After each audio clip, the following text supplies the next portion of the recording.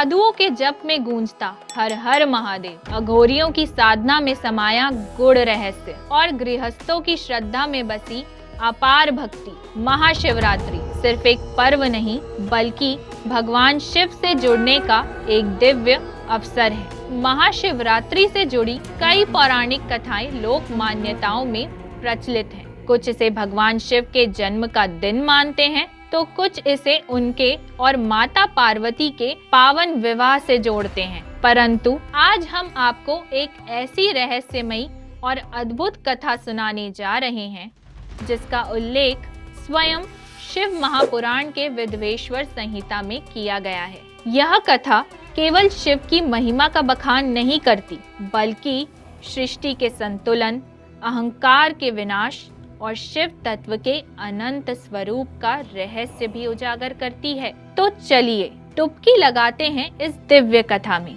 जहां भगवान शिव स्वयं प्रकट होकर संपूर्ण ब्रह्मांड को अपनी शक्ति का साक्षात्कार कराते हैं। दोस्तों, सृष्टि के आरंभिक काल में जब ब्रह्मांड अपनी अलौकिकता में सजीव था, दो महान शक्तियों भगवान विष्णु और भगवान ब्रह्मा के बीच एक गहरा विवाद जन्मा।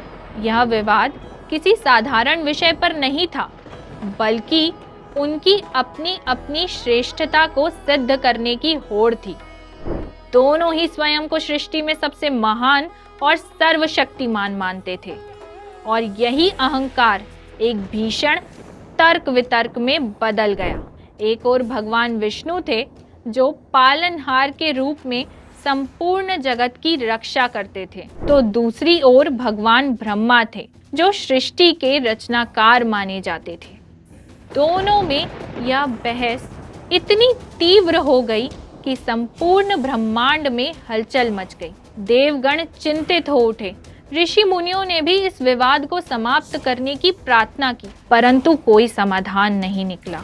इस महान विवाद को समाप्त करने के लिए स्वयं भगवान शिव ने हस्तक्षेप करने का निर्णय लिया। तभी अचानक आकाश में बिजली कौंधी, दिशाओं में गर्जना गूंज उठी और देखते ही देखते एक दिव्य प्रकाश पूरे ब्रह्मांड में फैल गया। उस प्रकाश में से एक अग्नि स्तंभ प्रकट हुआ जिसकी ऊंचाई और गहराई का कोई अंत नहीं था। यह स्तंभ इतना तेजस्वी था कि करोड़ों सूर्यों का प्रकाश भी उसके सामने फीका पड़ गया।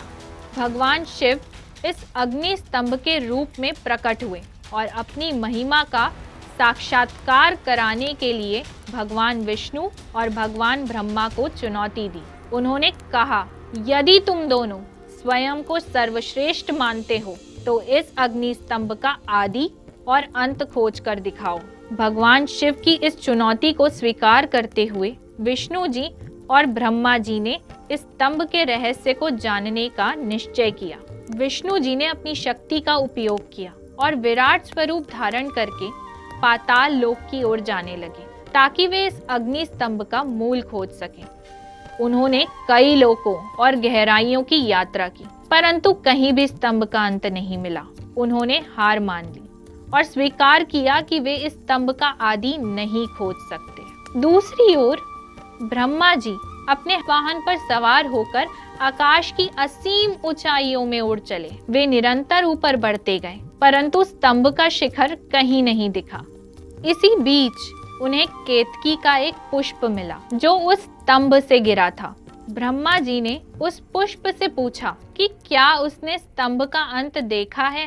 केतकी ने उत्तर दिया कि वह बहुत समय पहले स्तंभ के शिखर से गिरा था। ब्रह्मा जी ने एक छल का सहारा लिया। उन्होंने केतकी पुष्प से झूठी गवाही देने का आग्रह किया कि उन्होंने स्तंभ का अंत देख लिया है। केतकी पुष्प ने उनकी बात मान ली और ब्रह्मा जी लौटकर झूठ बोलने लगे कि उन्होंने स्तंभ का शिखर देख लिया। तो विष्णु जी ने ईमानदारी से स्वीकार किया कि वे इस अग्नि स्तंभ का अंत नहीं खोज सके, परंतु ब्रह्मा ने अपने झूठे दावे के साथ केतकी पुष्प को साक्षी रखा। इतना सुनते ही अग्नि स्तंभ के मध्य से भगवान शिव प्रकट हुए। उनका क्रोध भयंकर था जिससे संपूर्ण सृष्टि हिल उठी। उन्होंने ब्रह्मा जी को कठोर दृष्टि से देखा और कहा, आपने अहंकार के वशीभूत होकर सत्य को तोड़ा और झूठ का सहारा लिया, इसलिए आज से तुम्हारी कोई पूजा नहीं होगी। इसके बाद उन्होंने केतकी पुष्प को भी शाप दिया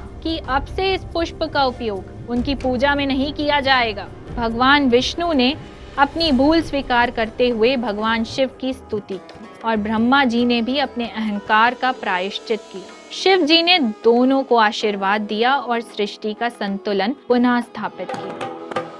दोस्तों, ऐसा कहा जाता है कि भगवान शिव का यह दिव्य प्राकट्य फाल्गुन मास की कृष्ण चतुर्दशी की रात को हुआ था। इसी दिन को महाशिवरात्रि के रूप में मनाया जाता है, जो शिव की महिमा और उनकी अनंत शक्ति का प्रतीक है। महाशिवरात्रि केवल व्रत या उपवास का पर्व नहीं है, बल्कि यह अहंकार के विनाश और सच्ची भक्ति के जागरण का संदेश देता है। हर हर महादेव।